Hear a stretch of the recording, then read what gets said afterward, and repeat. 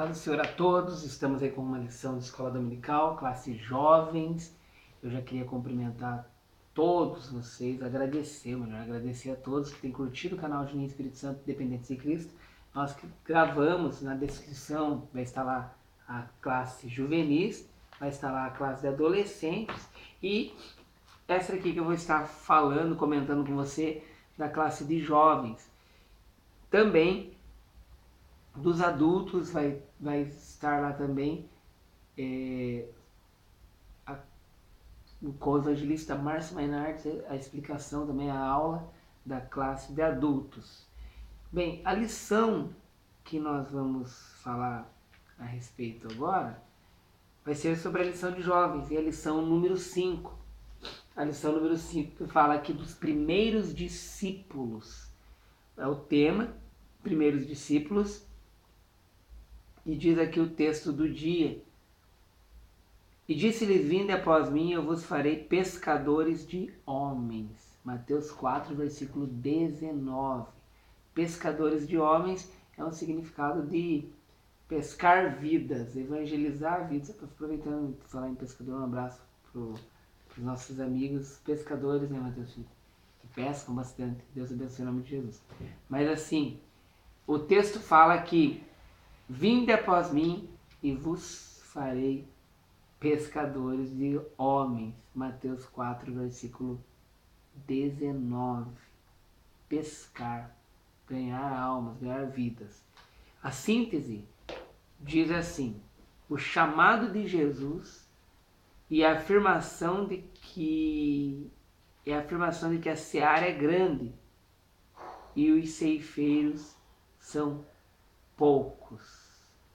Continuam atuais. Continua aqui atual por quê? Porque a seara continua muito grande, se quiser abrir ele para ver. A seara continua muito grande, mas continuam poucas pessoas querendo fazer a obra do Senhor. Poucas pessoas querendo dedicar-se a Deus. Alguns não querem nem fazer nada e ainda atrapalham quem faz. Mas Deus, ele tem levantado pessoas. Infelizmente, poucos querem atender o chamado. Mateus 4, do versículo 18 ao versículo 25, que fala do texto bíblico, é o texto principal aqui. E o comentário diz assim, na introdução: ninguém pode fazer a obra de Deus sozinho. Por isso Jesus, o Filho de Deus, chamou alguns discípulos para estarem mais próximos e ajudarem em seu ministério. Então nós não conseguimos fazer nada sozinho. Jesus, ele nos ajuda, ele que está conosco e manda pessoas para nos ajudar. A obra do Senhor você não consegue de maneira nenhuma fazer sozinho. O mestre investiu tempo para preparar esses primeiros discípulos a fim de que eles dessem continuidade à sua missão depois da sua partida. Então não foi do nada assim, esses discípulos chegarem e já saírem evangelizar, não. Eles foram ensinados, eles foram preparados para, como o mestre ensinou, para que eles pudessem evangelizar. Jesus comissionou os primeiros discípulos e começou o seu ministério de evangelização na região da Galileia, logo que soube que João estava preso. O início da pregação na região da Galileia e a preparação dos discípulos foram fundamentais para a expansão do Evangelho. Isso nos ensina preparação para ganhar almas, preparação para evangelizar, preparação para alcançar vidas. Há uma preparação. Quanto mais você se preparar e quanto mais você organizar as coisas, mais vidas vão se chegar a Cristo. Porque as pessoas realmente gostam de organização para se chegar a Cristo. Tópico 1 fala assim: chamados para serem pescadores de homens. O discípulo recebia formação aos pés do seu mestre. A escolha do discípulo era de grande responsabilidade, pois ele seria o sucessor do mestre para discipular as futuras gerações. Então não era algo assim do nada. Era um preparo que esse substituiria o mestre e continuaria o trabalho que o mestre iniciou com ele.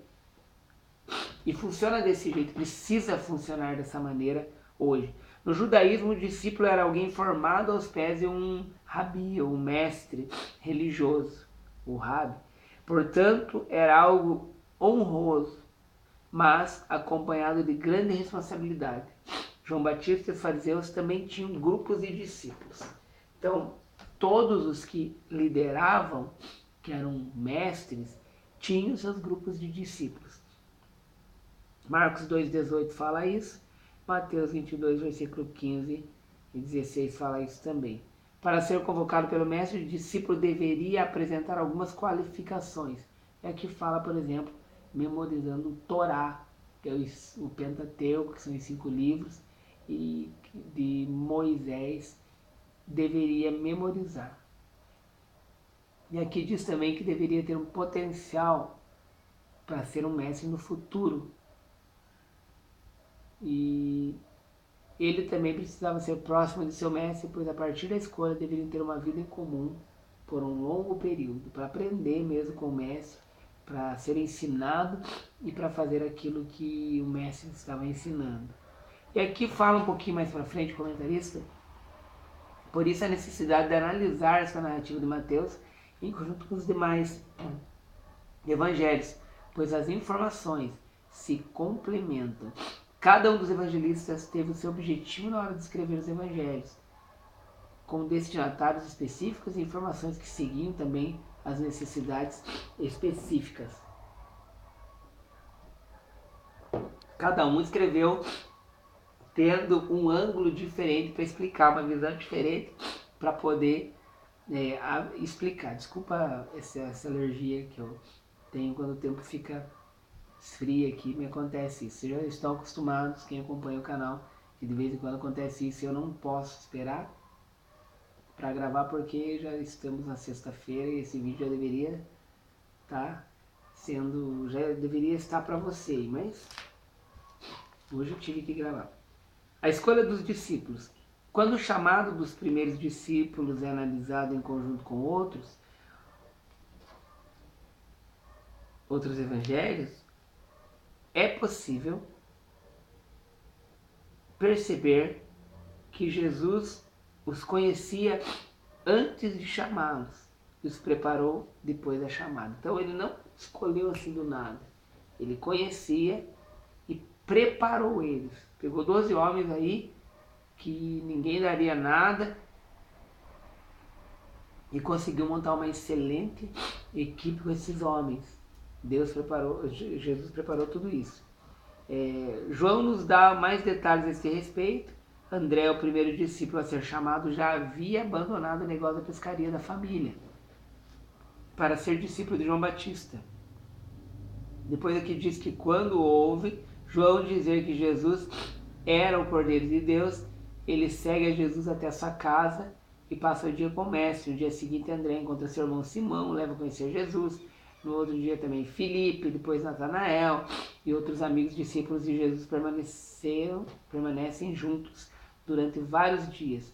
O lugar onde ocorreu o chamado dos primeiros discípulos é o motivo da controvérsia de alguns estudiosos. Mas enfim, teve uma escolha, teve uma conversa, teve algo que não foi assim por acaso. Ele preparou, escolheu, ensinou, capacitou cada um deles e foram fazer a obra do Senhor e continuaram após. Subtópico 3, na verdade. Ser discípulo exige fazer algumas renúncias. O que caracteriza um verdadeiro discípulo de Jesus? A sua disposição para segui-lo, independente das circunstâncias. Está na luta, está na prova, está na dificuldade, continua seguindo a Jesus. Não troca por nada. Não escolhe outras coisas para substituir o chamado que Jesus colocou na pessoa, chamou a pessoa. Ser discípulo é isso. No meio da tempestade, no meio da chuva, no meio do fogo, mas está ali, continuando sendo discípulo. Não vai correr, não vai fugir. E aqui fala assim, mais forte dos projetos pessoais e familiares daquele grupo de homens. chamado de Jesus, então chamou muito mais forte eles e eles seguiram Jesus. Mateus mostra que os discípulos abandonaram suas profissões para seguir Jesus, porém eles não abandonaram seus familiares por completo, mas eles fizeram uma escolha, eles foram ajudar o mestre e se tornaram discípulos de Jesus. Então o que precisa para ser discípulo? Como diz aqui, renúncia. Renunciar à folga, renunciar o comodismo, renunciar a tanta coisa para poder ser discípulo de Jesus. O tópico 2 fala aqui, o discipulado como estratégia de crescimento. O início do ministério de Jesus, a preparação dos discípulos, Jesus deu início ao seu ministério terreno, assim que soube da morte de João. Ele retorna para a Galiléia, mas não se estabelece a cidade natal, Nazaré, onde foi rejeitado. Jesus se muda para Cafarnaum, uma cidade marítima na região de Zebulon, Naftali. Mateus faz questão de enfatizar que ele não fez isso por acaso, mas para que se cumprissem as escrituras. Por isso ele cita Isaías 9 e versículo de número 12, uma predição de que os habitantes de Zebulon e Naftali, que estavam em trevas, veriam uma grande luz. Então, precisava cumprir esse chamado. Tá difícil, né, Matheus? Grita aí, só. Tá difícil. Depois aqui ele fala sobre Jesus não foi para os grandes centros da Judéia e nem comissionou os principais rabinos e mestres de Jerusalém para iniciar o seu ministério. Aqui ele ensina que muita gente espera estar em grandes centros, grandes igrejas, grandes negócios, pequenas empresas, grandes negócios, mas assim, muita gente espera isso, e o ministério que nós vemos de Jesus, ele não foi em grandes centros. Até eu sempre digo, faça da tua pequena igreja uma grande igreja. Não quero uma grande igreja para se tornar pequena ela, mas pega uma pequena para tornar grande. E aqui ele não procurou grandes centros, e ele foi comissionando. Aqui ele foi chamando seus discípulos, na verdade, discipulando. Até diz aqui que e nem comissionou os principais rabinos e mestres. Ele ensinou aquele pescador, ensinou aqueles que cuidavam das coisas mais simples e capacitou. Ou seja, o discipulado é importante porque nos capacita. O discipulado, ele capacita a tua vida ministerialmente, espiritualmente. Precisa ocorrer isso, precisa haver isso. A comitiva de Jesus saiu por toda a Galiléia, pregando, ensinando e realizando diversos milagres. Assim, os discípulos vão sendo preparados aos pés de Jesus. Milagres acontecendo, ensinando, grandes coisas acontecendo e eles se preparando e aprendendo aos pés de Jesus. Isso nos ensina que precisamos discipular e ensinar. A difusão das boas novas pelos discípulos.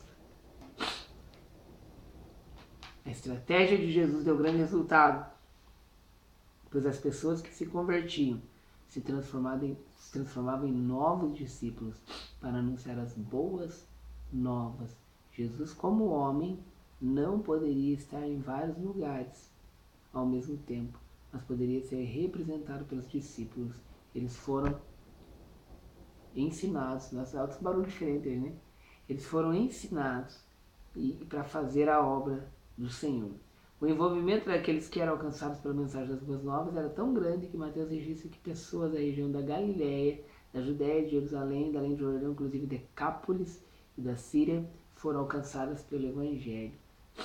Esses homens alcançaram vidas e mudaram a história do mundo e de pessoas.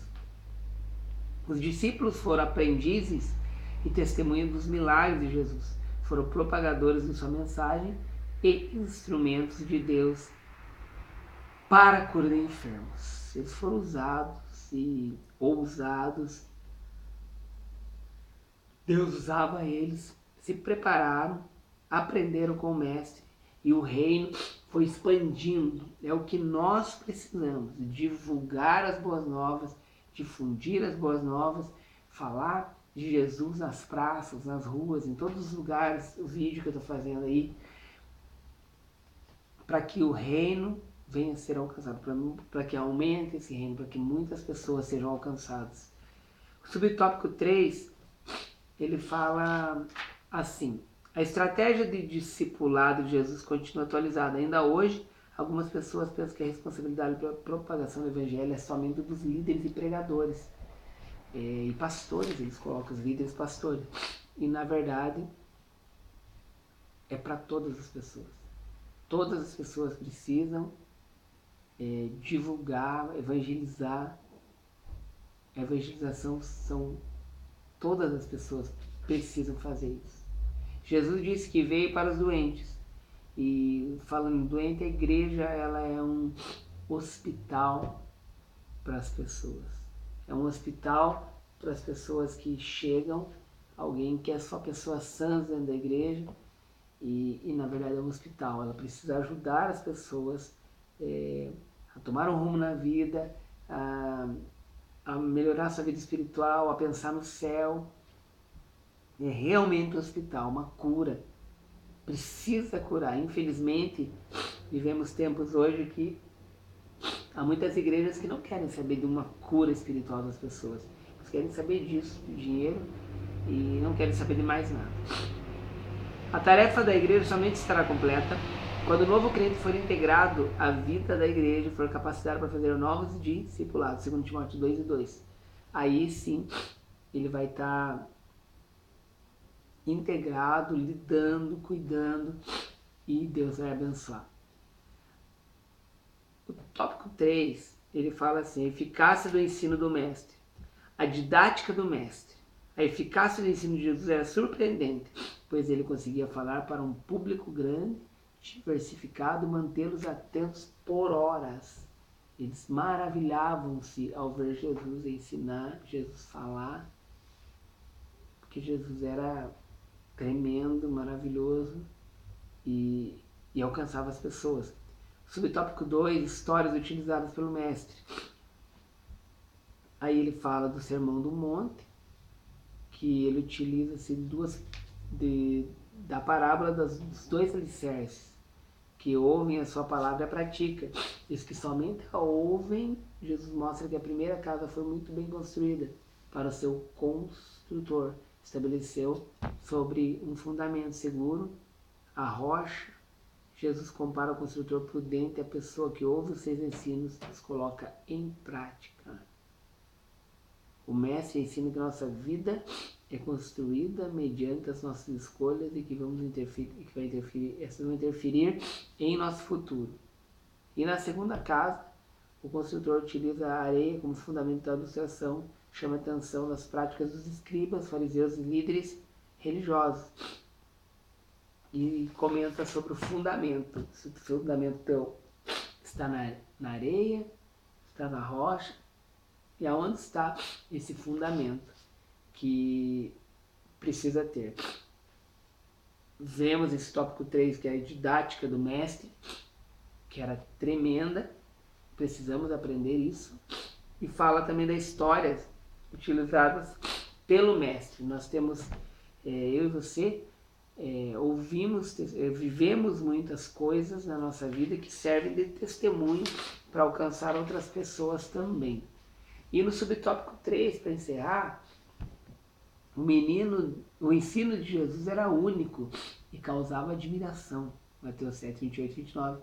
Apesar de tudo que já foi escrito a respeito do mestre, o estudo da sua vida e obra continua edificando, exortando e consolando, que é as profecias, né? Uma profecia é para edificar ou exortar ou consolar. E a mensagem de Jesus continua ainda fazendo isso e vai continuar fazendo isso sempre. Os métodos utilizados por Jesus em seu ensino não eram novos, a grande maioria era conhecida, principalmente pelos mestres judeus. No entanto, a maestria com que ele as utilizava fazia diferença. Essa é a diferença em muitos que pregam. Você nota a diferença, mas o que é? A presença de Deus, o agir de Deus. É igual um louvor, você nota aquele que é cheio da presença e aquele que não é. E aqui diz, os anos passam, mas seus ensinos continuam admiráveis, inigualáveis e capazes de transformar o mais vil pecador em um filho de Deus, tornando um pescador de homens, Mateus 4,19. Tremendo, faz com que o pecador seja transformado, que tenha uma vida diferente. Deus faz isso na vida da pessoa. E aqui nós vemos já a conclusão. Nessa lição aprendemos que Jesus escolheu os discípulos e investiu tempo para capacitá-los.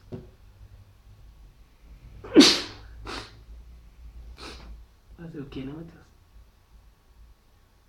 A fim de que se tornassem discipuladores.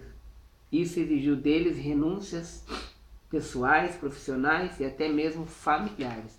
Aqui achei interessante essa conclusão aqui do comentarista, dessas renúncias que nós devemos fazer por amor ao Senhor,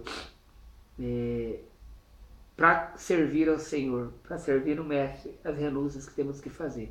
Cada vez que nós renunciamos por amor ao Senhor, Ele vai nos ajudar e vai nos capacitar, nos fortalecer e nos dar vitória naquilo que precisamos. Mas o que nós precisamos? Primeiro, buscar o reino de Deus e a sua justiça. Aí as demais coisas serão acrescentadas. Muita gente no reino procura primeiro o dinheiro, depois Deus. Procura tantas outras coisas, sucesso, depois Deus. E na verdade nós temos que renunciar. Primeiro, buscar o Senhor e a sua justiça.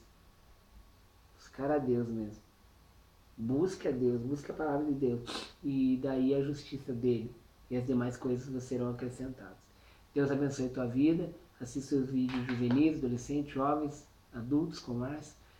Obrigado. Eu tô assim com essa gripe alérgica aí, mas se Deus quiser eu já vou estar melhor na próxima. Paz do Senhor, Deus abençoe até.